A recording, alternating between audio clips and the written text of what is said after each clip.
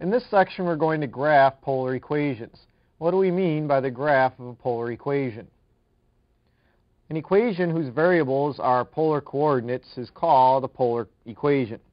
The graph of a polar equation consists of all points whose polar coordinates satisfy the equation. We're going to graph polar equations using a polar coordinate system. The polar coordinate system consists of a series of concentric circles corresponding to different radii.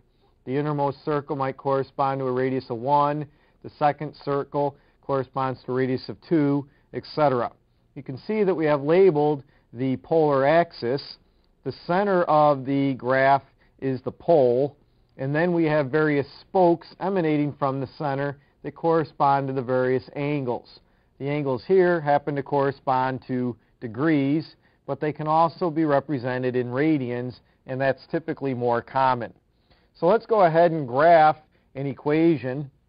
We're going to graph the equation r equals 3. The graph of r equals 3 basically means the set of all points that have a distance of 3 units from the pole. To see what the graph is going to look like, we're going to convert the polar equation to a rectangular equation. This is going to be done by squaring both sides of the equation. If I square both sides of the equation, I get r squared on the left and 3 squared, or 9, on the right.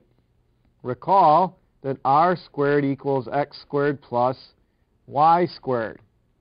Therefore, in place of the r squared, I put x squared plus y squared, and that equals 9.